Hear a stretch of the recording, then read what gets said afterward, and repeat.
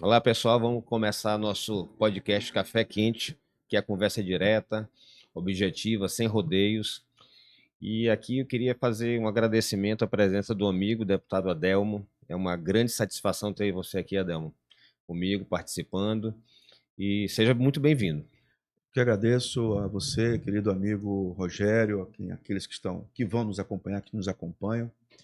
Eu sou entusiasta dessa tua iniciativa de colocar um podcast, até porque se tem alguém que conhece de política, de bastidores de política, da história da política, é Rogério Cafeteiro. De todos os lados, ele tem um trânsito livre, é uma pessoa do bem, todo mundo gosta muito dele e certamente vai contribuir muito para o esclarecimento de muita coisa, né?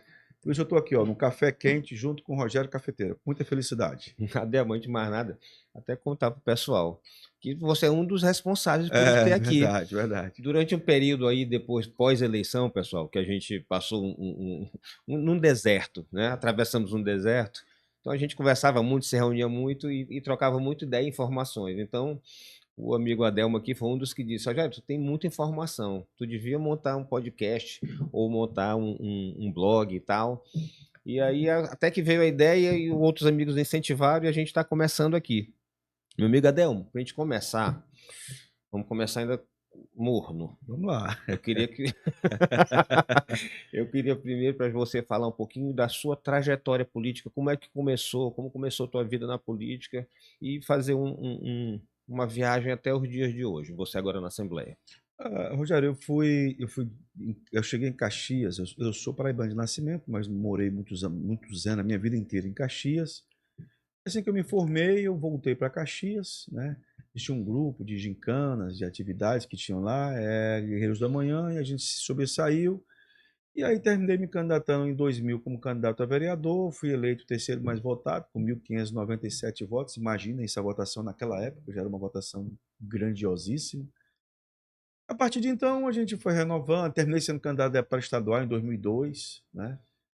Depois me reelegi vereador, aí passei a conhecer em 2004, me elegi vereador, e aí veio o Flávio Dino em 2005, começamos uma amizade, eu fui um dos, claro, trazido pelo Humberto Coutinho, Você fazia parte do grupo do Humberto, de Humberto. né? Não, eu fui eleito no grupo do Paulo Marinho, na época. Sim. Né?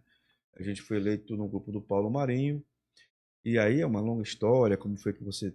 Delmo, como foi que você terminou indo para o lado do Humberto? Eu não conhecia o Humberto Coutinho, né? Eu tinha toda uma história de vida lá com o grupo dos Marinhos, mas fui dentro do grupo muito perseguido, muito usado, né? Isso me causou uma revolta muito grande. E eu tinha um amigo em comum com o Humberto, que era o Ironaldo Alencar, um amigo meu, Amigo nosso. um amigo nosso. E aí o Ronaldo foi, vem pra cá, vem pra cá, vem pra cá, terminamos indo pra lá. E aí a gente ficou juntos e veio logo depois veio o Flávio Dino e aí a gente juntou um grupo de todos os vereadores, mas três ficaram muito próximos para ajudar o Flávio, que era eu, e o Ronaldo, e o próprio Fábio Gentil. Nós três ficamos unidos junto com o Humberto e levando a campanha do Flávio em 2004, 2004, 2006. 6. 2006, quando ele foi eleito deputado federal, fomos nós que ajudamos, claro, capitaneados e coordenados pelo Humberto Coutinho, pelo grupo do Humberto Coutinho, que era imenso. E a partir daí a gente foi trabalhando. Depois eu perdi a eleição em 2008. O Flávio Dino me ligou, vem para cá me ajudar, que eu vou ser prefeito da capital, eu vou te ajudar. A gente veio para cá, ajudamos ele aqui na campanha, mas infelizmente não foi possível vencer. Voltei para Caxias, pior do que eu vim, né? Porque foi pior do que eu voltei para lá tão derrotado. E depois a gente. Aí, quando o Humberto assumiu a prefeitura, em 2009, aí a gente foi convidado para ser secretário do trabalho, né? Uma proposta do Flávio Dino. E fui até Brasília, com ele era o Carlos Lupe, ministro do Trabalho. Fizemos um trabalho extraordinário em Caxias que me respaldou para me voltar, né, na eleição. Em 2010 veio a eleição para governo, aquela eleição super difícil, tinham três candidatos, acho que não me engano, Vidigal, Flávio e 2000, não, 2010. Vidigal, 2010. Flávio foi 2006. 2010 foi Rosiana, que tinha voltado, Jackson e Flávio. Né? Eu não sei. Bom, 2006 não teve eleição para para 2006, governador. Porque exato. era de um lado Rosiana e senador Cafeteira. Eu sei porque eu sei, não é porque eu Mas sou bom de memória. o Flávio não era candidato a governo, Não era era candidato deputado ao federal. governo, Em deputado 2010 federal. que ele foi candidato a governo. Exatamente. Em 2010 que ele foi candidato a governo, ajudamos ele lá. E a partir de então começamos a fizemos uma amizade muito próxima quando ele foi para Embratur, em todos os momentos da vida do Flávio. Eu digo sempre, eu tive junto com o Flávio desde o primeiro momento até no momento que ele dobrou a esquina para ir para o Supremo, e eu respeito a decisão dele. Sei que ele chegou lá, tem uma pontinha do Adelmo em algum desse trecho da história, eu cavei muito chão para botar, fincar a bandeira dele, as placas dele, na época da candidatura. Em 2010 nós perdemos, em 2012 eu voltei a ser vereador em Caxias, em 2014 fomos para a campanha, vencemos as eleições, em 2015 o Flávio me convida para ser secretário de Estado, né, na época, e aí terminei assumindo em 2015 aqui em São Luís a Secretaria de Estado da Agricultura Familiar. O meu trabalho desenvolvido, graças a Deus tive um apoio muito maciço da FETAEMA na época e terminei me elegendo com 44 mil votos na época. Depois veio pandemia, veio um monte de problemas, um monte de dificuldade, e Flávio, e aí terminei sendo convencido pelo próprio Flávio a ser candidato a prefeito de Caxias em 2020, mas o Fábio Gentil já vinha num auge, já vinha muito, ainda numa lua de mel muito boa com a população. Terminou que ele venceu, uma taca grande que eu levei lá em Caxias, taca para perder o rumo de casa, como diz a história. E aí segui meu caminho, voltei a ser candidato a deputado estadual, já com muita dificuldade, né? Você sair de uma campanha direto, você termina com muitas campanhas seguidas. Tu achaste que foi um erro estratégico, então? Foi um erro. Porque eu imagino que tu pudesse ter pensado até que no momento, mesmo que você não ganhasse a eleição em Caxias, você sairia fortalecido com recall para a eleição na verdade, eu até saí mais forte, porque a história é muito longa, né? Mas saiu fragilizado no bolso. No bolso, muito fragilizado no bolso.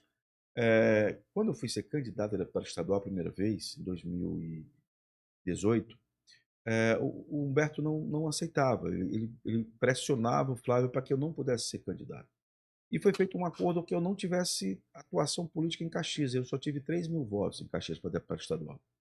E quando eu fui para prefeito eu tive 10, então de qualquer forma eu saí maior do que eu entrei, né? 3 vezes mais, né? E agora, quando eu fui candidato, já, como se diz assim, com todo o aval, toda a abertura, eu terminei tendo 9 mil votos, 8.900 e poucos votos. Terminei tendo 9 mil votos em Caxias. E aí, continuei o meu trabalho, passamos o deserto, o ano 2023 foi um deserto terrível, um ano longo, danado, sofrido, mas na esperança, e eu sou um homem muito temente a Deus, e aí fiquei aguardando o momento certo, deu tudo certo, fui convidado pelo Humberto, pelo Carlos Brandão, para assumir o mandato, né? E assim pudesse favorecer, apoiar o Fábio, terminando fechando um acordo, fui apoiar o Gentil Neto na candidatura dele em Caxias, acho que fiz um papel importantíssimo, né? Porque a diferença foi muito apertada. E aí, esse assunto eu quero voltar daqui a pouco, nessa parte. E aí, com a eleição do quem foi? Luciano Leitor, né? O Edson Araújo assume. O Rafael Leitor. Rafael Leitor. Que agora não é mais Leitor, né? Rafael Brito. Rafael Brito. O Rafael assume a eleição e assume o mandato dele de prefeito. O Edson sobe, mas aí por questões de saúde, estratégia política, também preferiu sair, aí a gente volta à Assembleia. Estou aí como suplente, mas ocupando o cargo aí. E ele agora renovou a licença dele até dezembro. Eu acho que tu vem tendo um destaque grande. Falar nisso assim, Adamo, nessa legislatura agora, nesse período que tu tá, o que tu teria para destacar de ação tua hoje A gente tem feito muito, você sabe que é limitado, né? A gente extremamente limitado, as pessoas não têm noção. Não tem noção. E eu até arrisco a dizer, Adelmo, que o deputado estadual é o que tem menos espaço para legislar, porque a maioria das coisas ou são federais ou são municipais. O legislativo tem um espaço, o legislativo estadual tem um espaço pequeno para legislar. Curtíssimo. Você tem uma ideia bacana, você vai botar no papel, quando você chega lá, é reprovado na CCIPJ. Sim. Ah, não passa, a CCJ não passa, a Constituição e Justiça, a comissão não passa, o parecer vem, você tenta insistir. Quando você consegue passar na Comissão de Constituição e Justiça, é quando chega no Executivo, o Executivo veta tudo e aí é um sofrimento. Então, assim, eu faço um destaque especial, um projeto de lei que eu criei na questão do diabético, do pé diabético, né? Difundir, divulgar os mandamentos, digamos assim, as orientações básicas Sim, para sim. evitar a questão da lesão no pé. Eu acho que essa é uma bandeira muito boa. Estou criando agora a Frente Parlamentar da Odontologia, que é a minha profissão. E aí você sobra as emendas para você fazer o seu trabalho, né? Através das emendas, tenho realizado muitos mutirões de saúde com entrega de óculos. Agora mesmo foram mais de 1.500 óculos entregues. Ginásio de esportes, campos de futebol, praças. Enfim, terminou a gente pegando, através das emendas, um trabalho que não é nosso, Perfeito. né? Acaba tendo uma Uma inversão. Tu inversão. legisla Isso, menos e tu exato. executa mais. Executa mais, porque quando você pega, Rogério, você chega lá, você tem uma ideia, você coloca no papel, mas aí não passa. Porque quando é a atribuição do Executivo, executivo, quando você determina uma lei para cobrar uma multa, aí vem um problema quer dizer, eu conheço. é limitadíssimo o papel parlamentar. Então, a gente tem feito mais essas ações voltadas para a área da saúde, né, especificamente, e também para a área da infraestrutura. Eu conheço bem Esse esse sofrimento, né? sofrimento. Infelizmente as pessoas não têm muito essa noção. Eu fui presidente, Teve até um projeto teu agora que foi foi criticado e tá de criticado, brincar, e eu queria te contar uma história, diga lá. que é sobre o dia do pirão Pirão de de Parida. Parida. 2006, voltando à história. Meu tio cafeteiro, que foi governador, ele também era paraibano e também foi criança para Caxias. Sim, E ele adorava aquela, e eu também adoro, aquela galinha lá do Veneza. isso. Então eu me lembro da eleição de 2006, a cafeteira já com 82 anos. E tu sabe que uma eleição de majoritária tu roda demais. Sim. Então a gente já estava rodando, cansado. Imagina aquela época de estradas ruins. E a gente, Imagina. a gente vindo de. Tava Festimon, então tinha avião. A Rosana era candidata a governadora, tinha vaga pra gente, vai vir no avião pra cá, pra São Luís. Eu disse, meu filho, não quero não. Vamos de carro. Não, Pirão de Eu digo, Parida. por quê, tio? Não, porque eu quero sair daqui, porque eu quero comer um pirão de parida lá em Caxias. Eu digo, não acredito não, tio, que a gente vai de caminhonete só pra comer pirão de parida. Mas, Rogério, veja só. Por que foi polêmico o projeto? Porque as pessoas não têm noção do que é o pirão de Parida, né? Por exemplo, você chega na Bahia, o acarajé, né? Perfeito. Qual é a gastronomia da Bahia? É o acarajé. Você chega no Pernambuco, É é uma questão cultural, né? cultural. Você chega no Pernambuco, é o frevo. Né? Na Paraíba é o arrumadinho. No seu, aqui é o boi. Então, o Maranhão não se resume somente à capital. O Maranhão tem inúmeras particularidades. Você chega em Bacabal, não sei se você já comeu o mandi, que é um peixe maravilhoso, você come lá o mandi. Então, assim, em todos os locais, você tem uma particularidade. E a intenção nossa não é porque falta do que fazer, como as pessoas disseram. Claro que não é isso. É porque a intenção nossa, lá tem 31 famílias que sobrevivem do Pirão de Parida. Inclusive, o próprio governador, ex-governador Flávio Dino, botou uma emenda lá e transformou a Veneza. A Veneza hoje está transformada graças a uma emenda parlamentar ainda da época do Flávio Dino. E lá é um ponto turístico. Sim, sim. Essa época agora que vai começar o BR Robrol, que começou o BR Robrol, muito quente a temperatura em Caxias, as pessoas vão para Veneza, que é onde tomam banho, um balneário maravilhoso, que tem no subsolo, na lama do banho, uma lama rica em enxofre, e as pessoas tomam banho e passa na pele, Sim, sim, sim. né? Passa na pele para tirar manchas, impinge, enfim, pano branco, é a tradição. E, ao mesmo tempo, ia nas barracas e pedia um pirão de parida. Você escolhe o capão que você quer. O capão é um frango, as pessoas não conhecem. O capão é um frango que você mata na hora, ele mata na hora, prepara a comida e você vai comer. Então aquilo ali é uma raiz de Caxias. Você está falando de cafeteira há 20 anos atrás, 20 praticamente. anos atrás, 20 anos praticamente. atrás. Então, quer dizer, isso é histórico na nossa cidade. E atrai turista. Quem vai para Caxias é porque eu quero comer um pirão de parida. Eu quero comer um pirão de parida. Eu vou comer um pirão de parida. Então todo mundo gosta, é maravilhoso. Mas Adelmo, eu tô falando de 2006, de 20 anos, mas assim, eu já nasci na política. Ainda agora eu estava contando tua história aqui, de vida política, eu até me lembrei de uma coisa que eu contei já aqui, que é maré enche, maré vaza na política. Tem gente que não sabe É, não se acostuma, não é, sabe vivenciar exato, isso, da exato. maré encher e E vazar. vazar. Mas eu falei 2006 porque foi a última que ele disputou. Mas em todas as eleições, ele sempre montava os horários Para dele, se poder fosse passar. possível, É, para passar em Caxias pela hora do exatamente. almoço. E eu me lembro que ele gostava de almoçar cedo. Então, meio-dia ele queria estar lá. Olha, lá tem um Mistério da Meia-Noite, que chama Mistério da Meia-Noite, que é o último restaurantezinho. Você vai no restaurante, é muito gostoso, aprazível, um local maravilhoso, das famílias. Domingo é lotado. Nós não temos praia em Caxias. Aqui tem a praia, o litorâneo do tamanho do mundo aí, imensa a litorânea. Lá nós temos a Veneza. Então as pessoas vão para Veneza tomar banho, beber, jogar futebol e comer o pirão de parida, porque é uma comida típica. Então Sim, essa é a intenção nossa. A intenção nossa de criar esse dia é para que a gente possa, inclusive, sim, fortalecer a, sim, sim. a cultura, a Pra mim gastronomia é cultura. o turismo, né? Sim, sim. E fomentar o turismo. Essa foi a nossa intenção.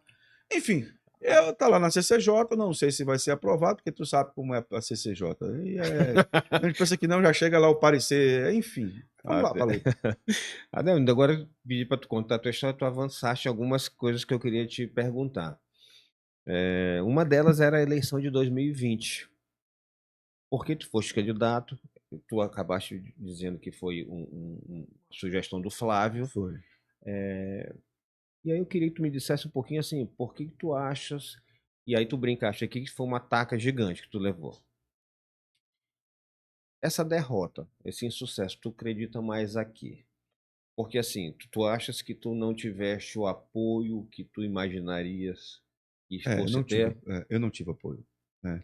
O Flávio, por ser um homem de palavra, na época, ele fez um acordo, o Fábio Gentil, que era o candidato, meu adversário, pegou ele na palavra. Durante a campanha dele, ele disse: Flávio, eu quero só te pedir uma coisa, não vai para Caxias. Não vai para Caxias. E ele pegou pela palavra. Então, toda vez que ele encontrava com o Flávio, ele dizia: ó, tu disse que não ia para a campanha em Caxias. E eu, do PC do B, do 65, mesmo partido do governador, fui o único candidato de cidade grande que não tive efetivamente a presença do governador na época, na minha campanha. O Flávio Dino surfava numa onda de popularidade imensa, Imensa. né? E eu não tive esse apoio porque a palavra foi dada e eu terminando que eu fui prejudicado. E eu só fui candidato, eu estava muito bem tranquilo em casa quando o Rubens Pereira, pai, me liga, me chama, Adelmo, Flávio quer falar contigo, vamos lá onde ele. Aí vamos, é você mesmo, a doutora Cleide vai lhe apoiar, vai lhe apoiar.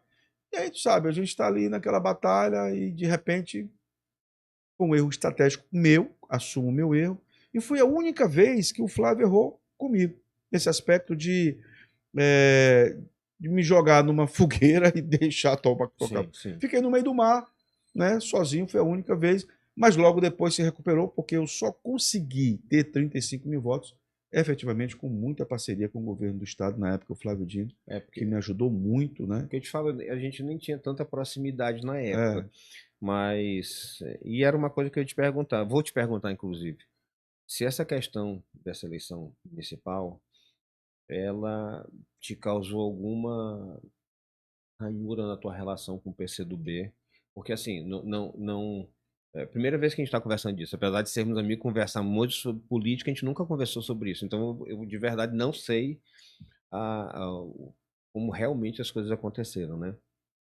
Porque você está aqui, você ouve dizer, ouve uma fofoca aqui, outra ali. Porque assim, o que se falava aqui é que tu foste para lá para uma campanha levado pelo PCdoB, que era um projeto do do PCdoB, PCdoB. e que, na verdade, na hora tiraram a mão e tu ficaste Eu estava no meio do só. mar, sem nenhuma boia, sem Sim, nada, para nadar, para tentar chegar pelo menos vivo na beira do mar, da praia. E foi isso que aconteceu, né? Como eu acabei de falar, como havia um acordo de Fábio Gentil com Flávio Dino para que Flávio não fosse entendi. para Caxias, então Flávio cumpriu com o acordo, não foi para Caxias. E eu fiquei realmente numa situação muito delicada. O Fábio tinha 2 anos do seu primeiro mandato, então ele estava surfando na onda do populismo, a popularidade dele era alta, ele vinha de uma boa gestão, enfim, aí ele terminou, venceu as eleições e eu tive que reconstruir o meu papel político fora. De qualquer forma, me serviu a eleição lá porque eu terminei tendo 9 mil votos, né? Eu tive Sim, 10 para sim, sim. prefeito e tive 9 mil para deputado estadual. Então, Bom, continuo em sim, sim, sim. manter Nesse ponto. nesse ponto foi positivo. E depois aí tu saíste do PCdoB, foi para o PSB. PSB. Assim que Flávio mudou de partido, Acompanhou eu ele. acompanhei, né? Fui convidado por ele para acompanhar ele. Inclusive, ele disse: por que tu não se candidata a deputado federal e tal? Eu falei: pô, Flávio, eu não tenho condição. Eu estou numa situação, eu estou sendo de uma campanha de prefeito, eu vou entrar nessa onda? Não, deixa eu tentar minha reeleição de estadual. E assim foi feito. Fui para a luta, batalhei e muito feliz. E foi na trave. Bateu na Não, trave. foi uma votação muito boa. Não foi Uma eleição dificílima. dificílima, porque eu acho assim, fazendo aqui uma ligeira crítica, mas eu tenho esse perfil de. Às vezes tem um amigo nosso em comum, né? Catulé. Parceiro. E a minha mulher e a mulher dele dizem que nós somos, às vezes, desnecessários. Diz que a gente fala o que não precisa falar. E na política, às vezes, essa é uma característica que não é boa. Mas ali eu acho que naquela época armamos o time mal armado. Eu te diria assim, que o PSB ficou só com cabeças, não tinha corpo, e o governo tem maneiras de formar uma chapa que permitiria que fizesse mais candidatos. Eu acho que o grande erro no estadual foi errado porque sacrificou bons nomes. E no federal foi muito errado porque não tem cabimento. O partido que fez o governador no primeiro turno, o senador numericamente mais votado da história, nominalmente, só fazer um deputado federal. Não tem cabimento. Não tem cabimento. Não tem cabimento. No mínimo teria que ser feito 2 ou 3. Exato, no mínimo. A gente vê o PL do Josimar. O PL, nisso o Josimar, eu acho ele um professor nessa com certeza. Nessa engenharia. Adelmo, e aí a gente, voltando, né, essa questão que tu não te elegeste em 2020. Ficou pertinho e tudo. E não sei se eu te perguntei, mas tu te arrependeu de ter saído do PCdoB? Porque no PCdoB, com 10 mil votos a menos, tu estaria eleito. 8 candidatos com menos votos que eu estaria eleito.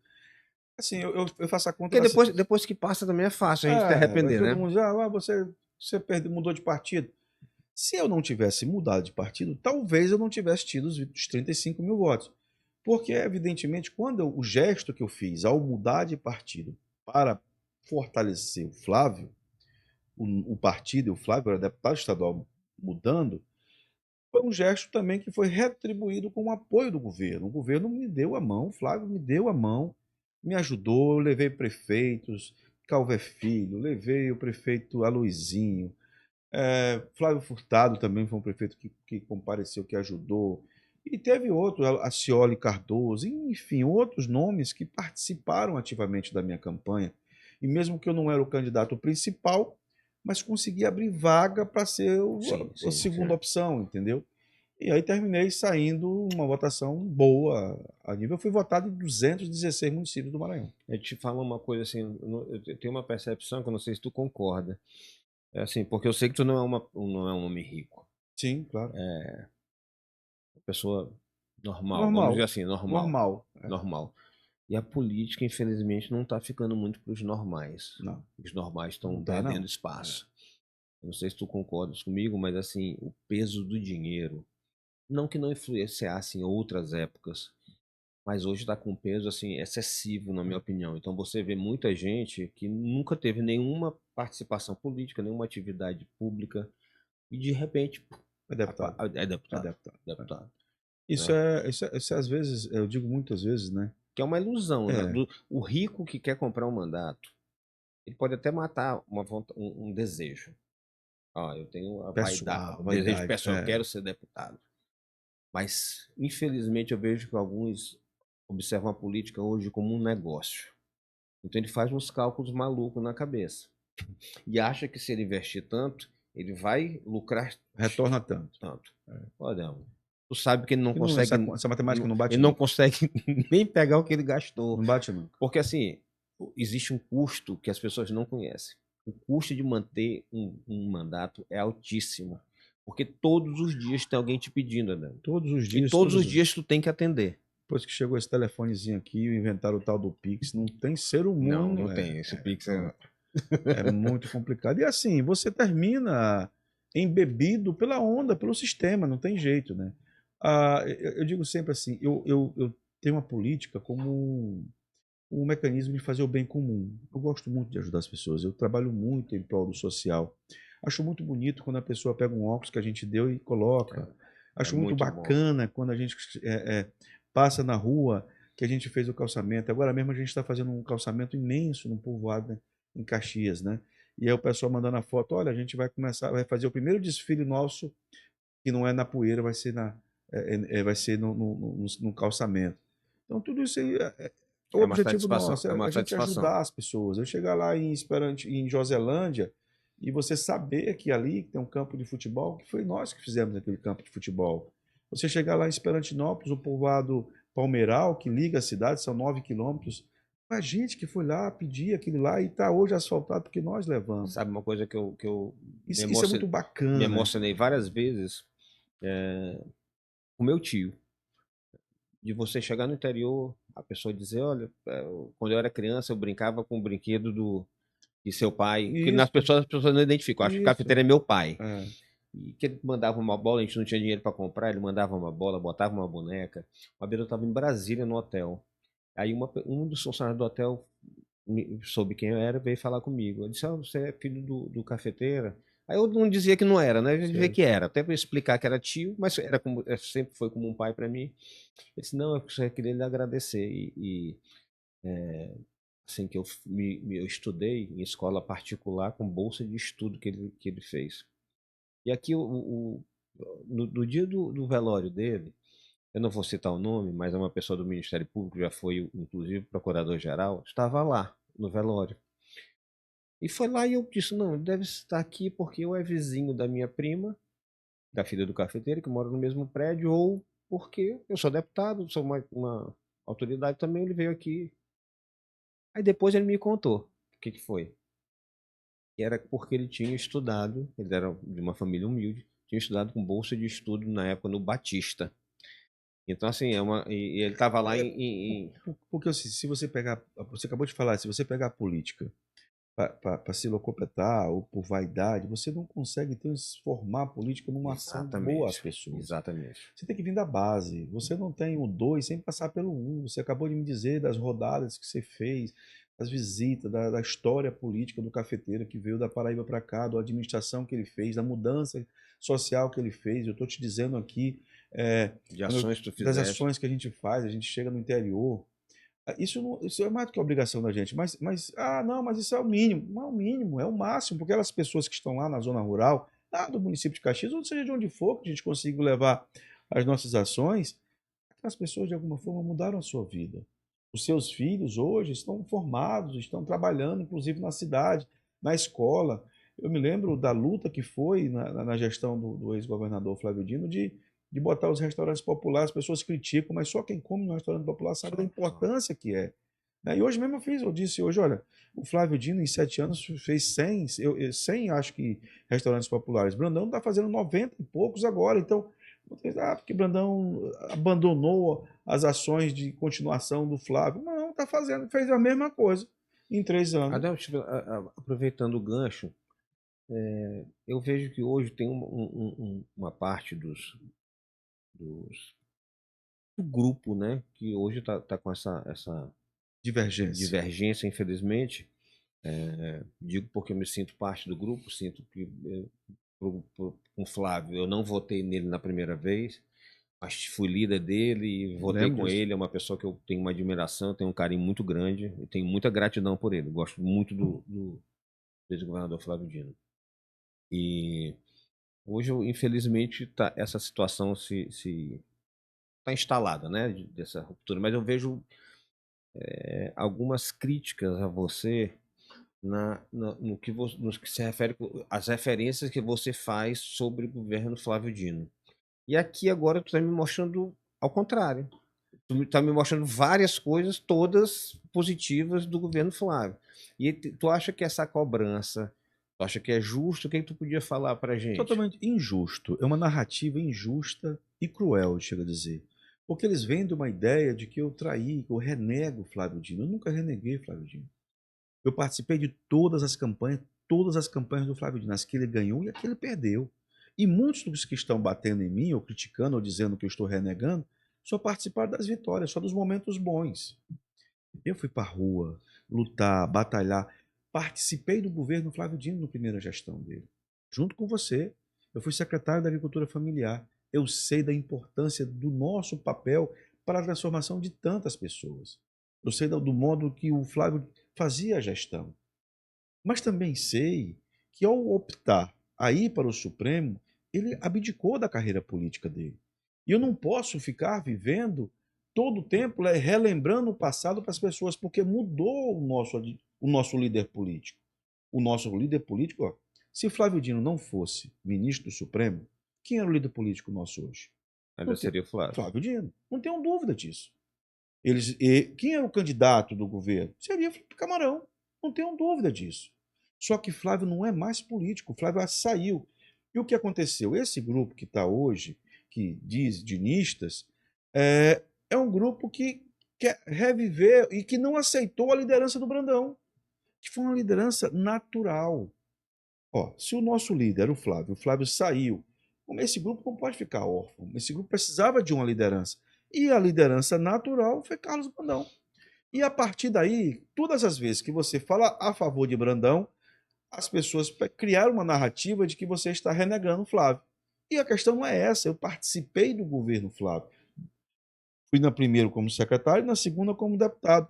Sei da sua importância, sei de como ele se sentia bem com o povo, sei de como ele sofreu para abandonar a política para ir para o Supremo, porque o Flávio gosta de fazer campanha de meio-dia, gostava de fazer campanha, né? Meio-dia, conversar com as pessoas. Eu participei da campanha. A gente brinca que até conversando, que uma coisa que todo mundo almeja, todo mundo queria ser ministro do Supremo. Principalmente hoje em dia. Claro. Na nossa leitura, a gente conversando, a gente diz o seguinte, que por Flávio aquilo era um sacrifício. Com certeza, porque ele abandonou, ele gosta de ir para o carnaval, gostava de brincar, e hoje ele não pode mais. Não Você viu o que pode. aconteceu agora dentro do avião. Né? É. Então isso não quer dizer que você está renegando. Eu apenas estou dizendo, e digo e repito, há um líder político do grupo. O líder político do grupo é Carlos Brandão, natural. E o candidato que a base política aceitou é o candidato que Brandão orienta. No caso hoje é o Orleans Brandão. Ah, você está contra o Felipe Camarão? De maneira nenhuma. Adão, por que tu acredita essa... Não sei se a palavra é mais adequada, esse veto do Brandão ao Felipe? Porque naturalmente, pelo natural, historicamente, todo governador sai para ser senador. Com raríssimas exceções, eu só lembro de dois: Zé Reinaldo e Luiz Rocha.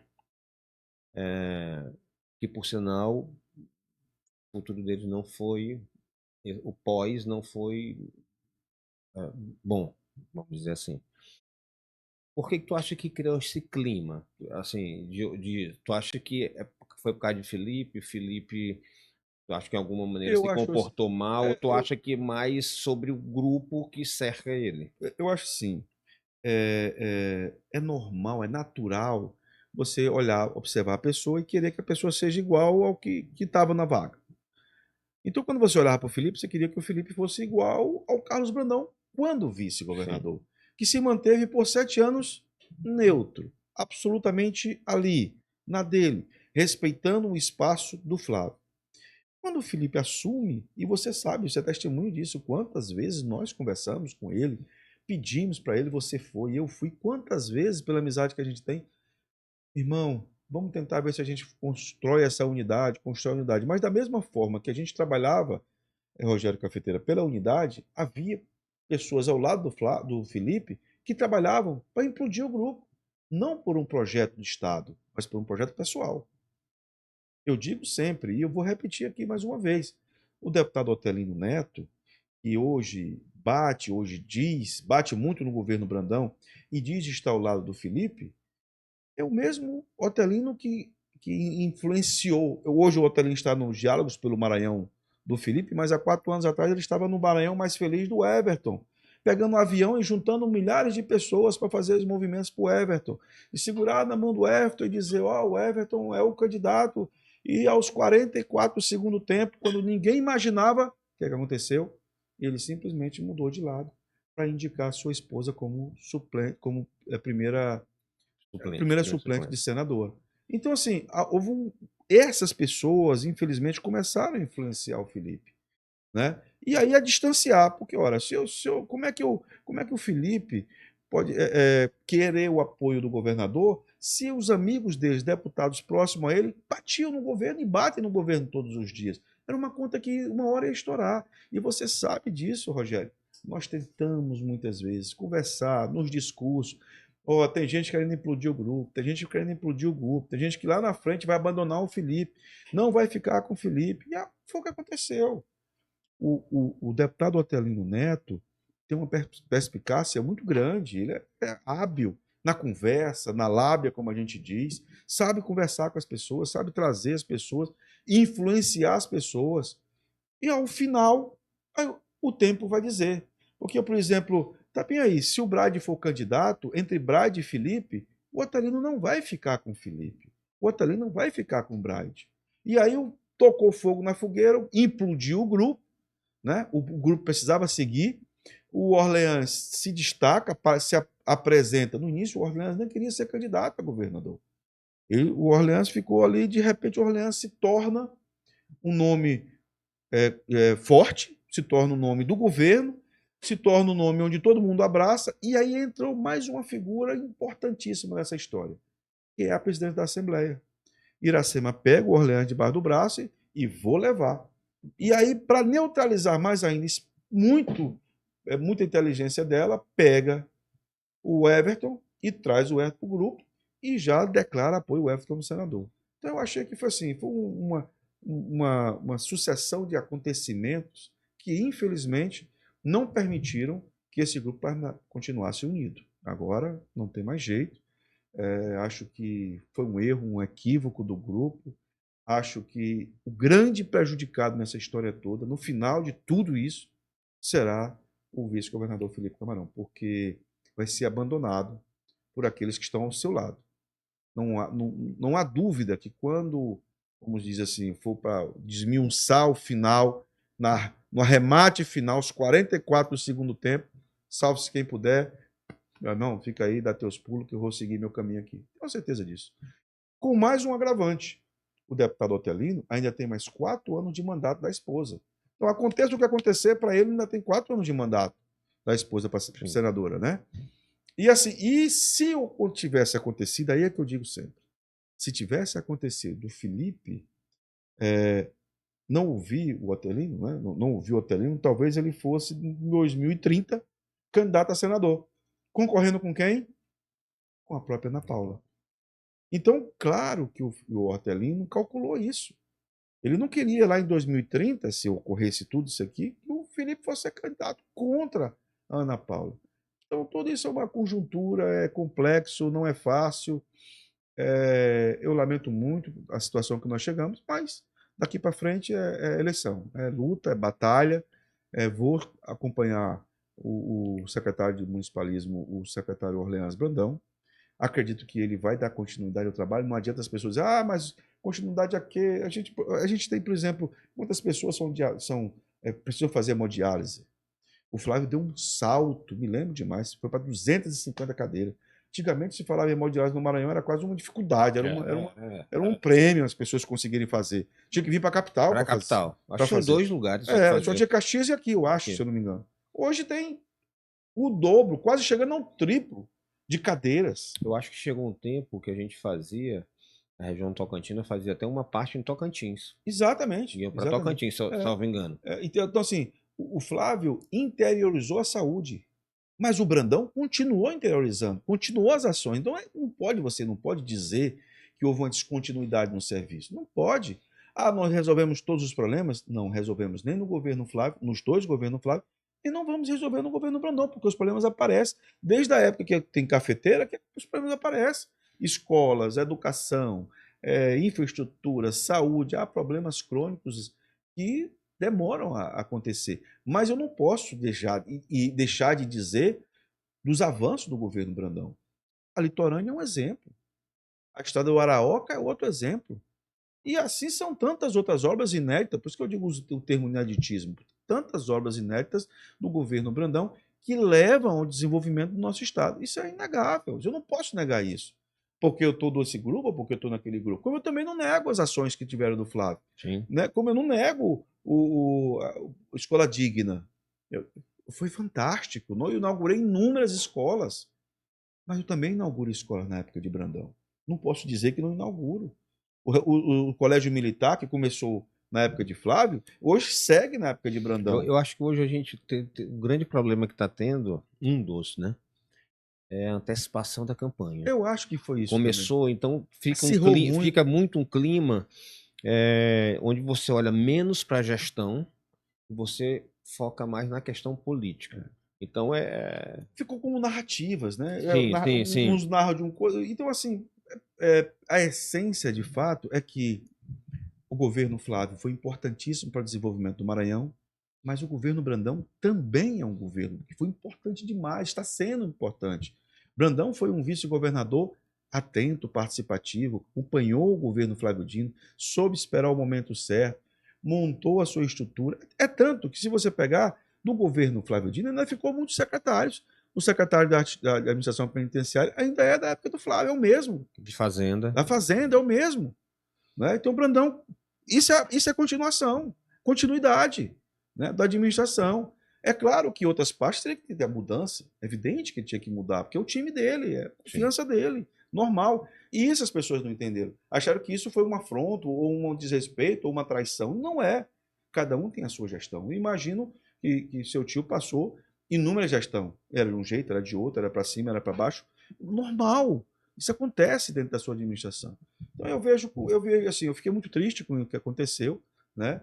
Esse rompimento, e vejo um avanço muito grande do Maranhão, com muitos problemas que vão continuar tendo, e vejo que esse grupo, mais uma vez, vai sair vitorioso. Esse grupo vai eleger o governador será o Orleans Brandão, e vai eleger os 2 senadores. Adão, tu já tens teus candidatos a senador? Eu tenho um candidato, os meus candidatos a senador é os candidatos da Iracema Vá. O candidato que ela indicar É o candidato do grupo. Do grupo.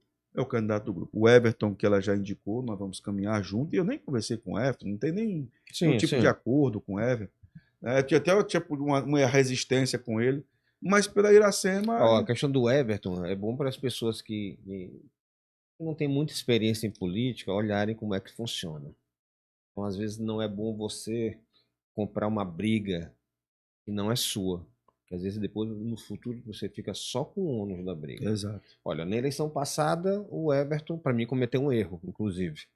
Porque ele teve a possibilidade até de indicar o vice, e não quis. Insistiu num projeto e não foi bem sucedido. Foi enfeitiçado. E agora, pronto. E agora é circunstância, porque política é circunstância. É verdade. E agora? Ele está unido com o Brandão. Exatamente. Então, quem eu me lembro assim. O feitiço acabou. Não, mas eu me lembro, é o seguinte. Eu me lembro de uns colegas que chegaram na eleição da FAMEM. Né? Não vou citar nomes, até porque é uma pessoa que eu gosto.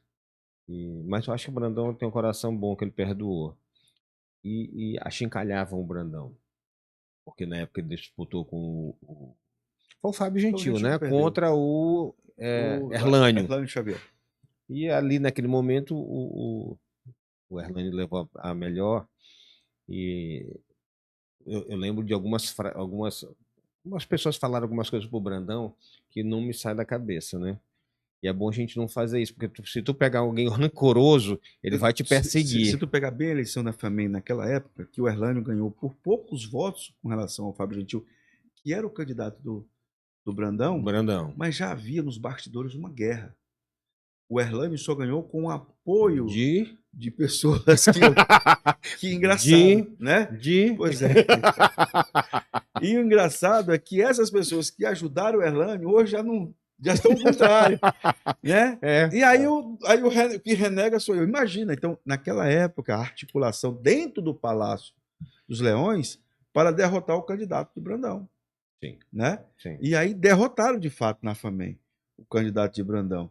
Só que, logo depois, o candidato que eles ajudaram a eleger passou a ser o adversário deles na campanha para prefeito.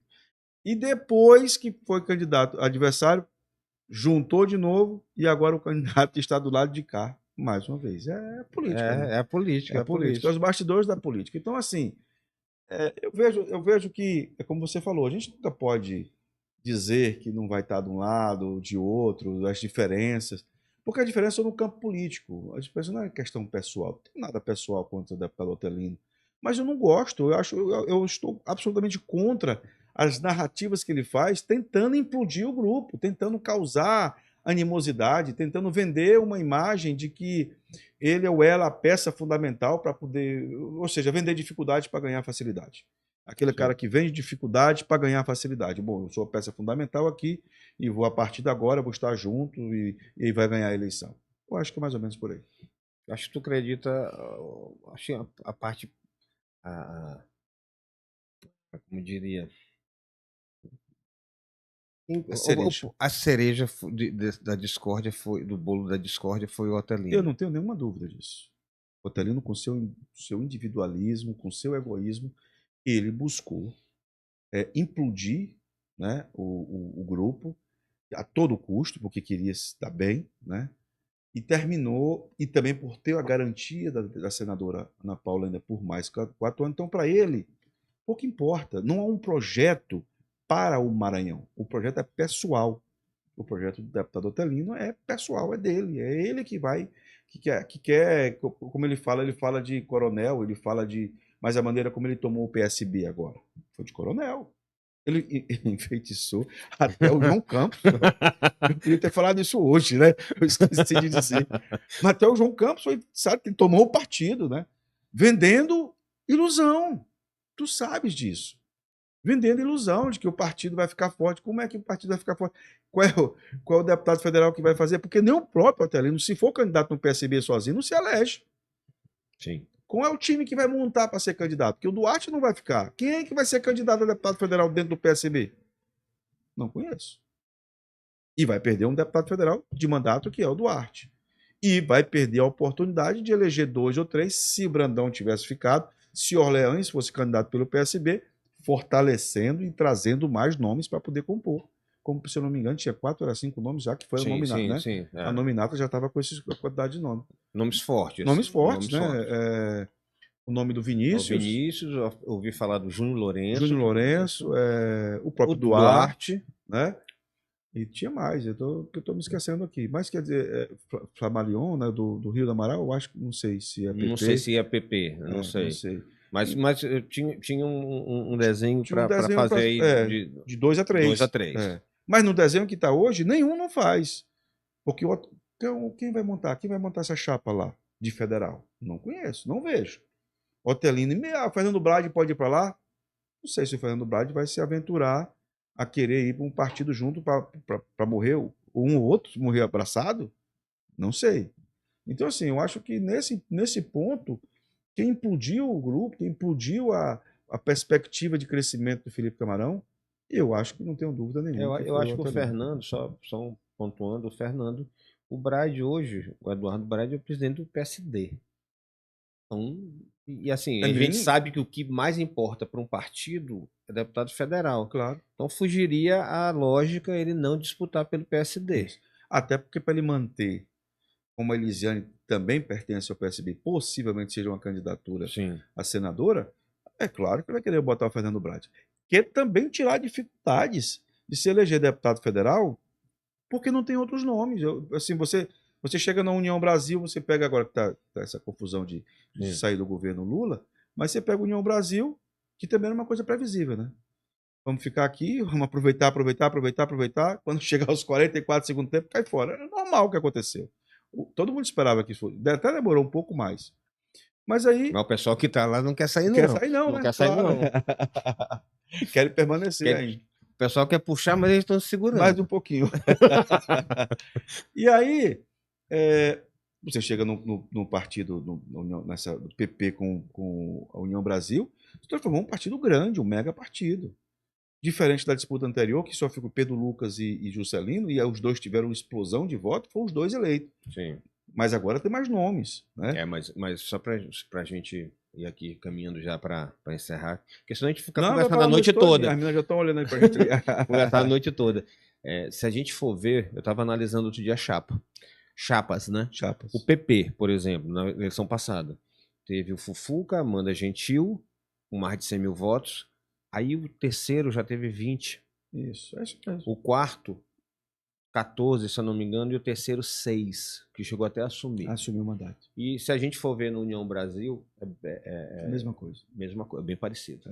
Bem parecido. Desculpa, o União Brasil é que teve Juscelino e Pedro com mais de 100 mil, o terceiro com 20 e o quarto com 6, que chegou a assumir. Assumiu. No PP teve 2 de 100 e um de 14. Mas é praticamente a Que mesma. tá, que tá até aí, e acabou também. Depois do terceiro, Não tem, não tem outro- mais Não nada. tem mais nada. Não tem mais nada. Então, assim, é uma eleição bem difícil, bem complexa. Eu espero que a gente possa continuar acertando o governo Brandão, governo que tem feito uma gestão muito voltada para o povo, tem andado muito. O Brandão está andando muito no estado, mas a gente também andou na Não, época. deixa eu tirar uma pergunta aqui para a gente encerrar. Tu achas que a questão do Orleans ser sobrinho do Brandão pode, porque assim, no grupo tem vários políticos, quase a totalidade da classe política está no grupo do Brandão, com raras exceções. Então, a gente tem ministro, tem coordenador ministro, tem senador, tem deputado federal. Tu acha que em algum momento pode passar para o eleitor que a candidatura do Orleans não é uma candidatura de grupo, mas é uma candidatura, é um projeto familiar, e tu acha que isso pode atrapalhar ou não na campanha? Ou pode ajudar? Isso passa. O que tu sente no Estado, assim, tu sente uma boa aprovação do governo, porque se o governo é bem Eu queria falar. avaliado, o Orleans não significa a continuidade. Nenhum vai significar tanto a continuidade quanto ele. Então seria uma vantagem. Essa pergunta é muito boa e eu quero te dizer assim, com muita tranquilidade e serenidade.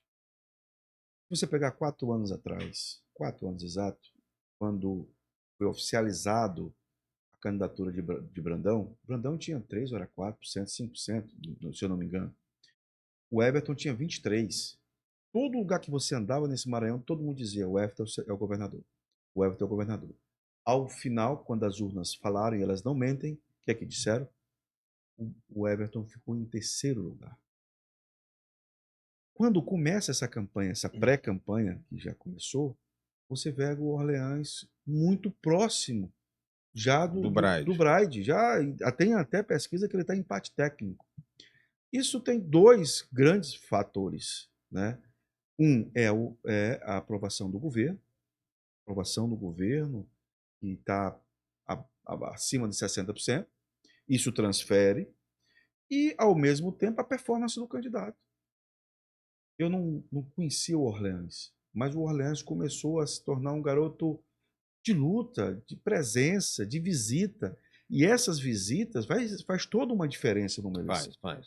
Você visitar uma comunidade, A presença é muito essencial. importante. Você tem que ter presença, né? O Cacaba tem presença. Então o Orleans se transformou numa pessoa que consegue transmitir segurança à população.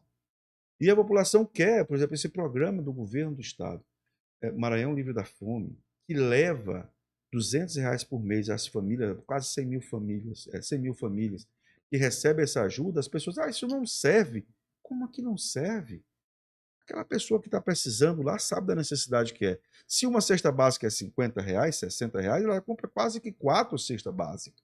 Então, se você botar uma por semana, você termina comendo um mês inteiro. E a gente sabe das dificuldades que o povo do Maranhão ultrapassa. E aí, por que eu acredito que essa fase de achar que porque é familiar, é um projeto familiar, já passou? Já passou porque o Orleans ultrapassou a barreira dos 2 dígitos. Sim. O Orleans hoje é um candidato muito competitivo e eu acredito, sinceramente, que ele ultrapassa o Brade até o final do ano. Não tenho nenhuma dúvida que ele vai ultrapassar o Brade até o final do ano, pela presença dele, pela força política que Brandão tem. E aí nós temos que tirar o chapéu para o governador Brandão, que soube pegar, mostrar serviço, sabe trabalhar com a classe política, e o sobrinho está sabendo trabalhar com o povo. Está somando a classe política, somando com o povo. é imbatível. Por isso eu tenho absoluta certeza da vitória do Orleans, mais do que isso, no primeiro turno. Porque quando o Bright sentir nas pesquisas que foi ultrapassado pelo Orleans, o Biden não vai ter coragem de sair da cadeira dele para se disputar uma eleição, na dúvida. O Biden vai continuar no caminho que ele está para terminar o mandato dele, que seja bem aqui na capital, mas o Orleans, a cada dia que passa, você chega em Caxias, o Orleans em primeiro lugar. Você chega em Timon em primeiro lugar. Você chega em Imperatriz, a grande maioria da classe política junto com ele. Com ações, com trabalho, nas principais cidades, Bacabal, na cidade de Santa Inês, na cidade de Balsas, e nas principais cidades que você anda, você chega em Barreirinhas. Barreirinhas, o Orleans, as pessoas abraçam. Então, transformou-se num candidato altamente competitivo e que vai vencer as eleições, porque até o final do ano ele ultrapassa a disputa em relação ao Bride. E se você pega o Orleans, porque ele não é conhecido, essa fase já passou, esse discurso já acabou. Né? O Brandão... Eu acho que ele começa, inclusive, a corrida, quando for para valer, muito à frente do que o Brandão iniciou. Muito. E olha que Brandão já tinha sido deputado federal, já tinha sido 2 vezes vice-governador, acho que 2 vezes deputado federal, né? Se eu não me engano. E ele começou sem nenhum mandato eletivo, termina, né? Nenhum mandato, termina já com uma votação muito a mais, muito à frente. Eu não tenho dúvida da vitória desse grupo, e eu digo mais, vou cravar aqui para você. Esse grupo vai eleger o governador e vai eleger a maioria da bancada de deputado estadual, a maioria da bancada de deputado federal, e vai cravar os 2 senadores. Esse grupo aqui vai sair amplamente vitorioso nas eleições que se aproximam. Meu amigo, muito obrigado. Eu que agradeço. Foi um grande prazer ter você aqui e as portas estão sempre abertas. Eu vou fazer uma crítica. Pode falar. Como é que a gente vem para o podcast Café Quente e a gente não toma um café? Não, o pior que é verdade, é uma falha. Mas quando tu vier a segunda vez, vai ter. Aqui para descontrair, né? A gente toma um cafezinho e vai batendo papo. E o Café Quente, acho que foi o Catulazinho que deu o nome? Foi. Não, eu dei o nome e o Catulé me deu de presente a logo. Aí ali tá logo, tá marcando um cafezinho, a gente não tomou, não. Mas nós vamos evoluir, porque assim, Adão, tem algumas coisas na história, existem umas lendas da história, que tu não consegue desmentir. Então, assim, não foi nenhuma, nem 2, nem 10, nem 20.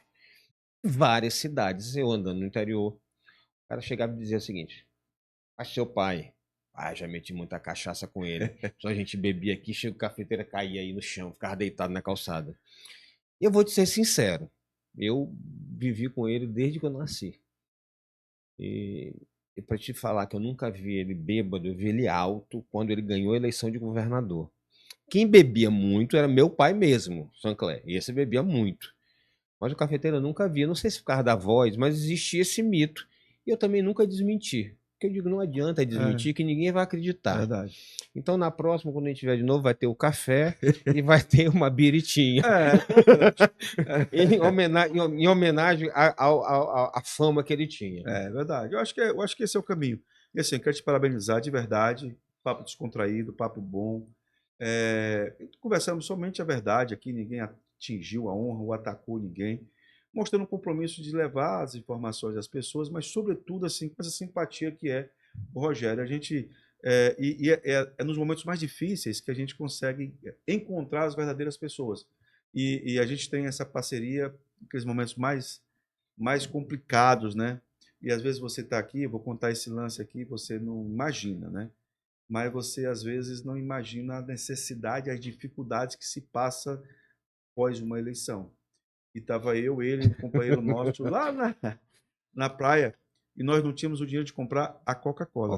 A Coca-Cola. Nós não tínhamos condições de comprar a Coca-Cola. Talvez um monte de gente, Adão, não vai acreditar nisso. Verdade, Mas é um fato. É fato. Muitas vezes a gente, nesse dia não tinha o da Coca-Cola, mas muitas vezes a gente sai o seguinte: vamos almoçar, aí um dava uma desculpa, outro dava outro, que era para comer em casa, que era mais barato, para se encontrar depois. É verdade. Depois. E ainda bem que a gente tem uns amigos ricos.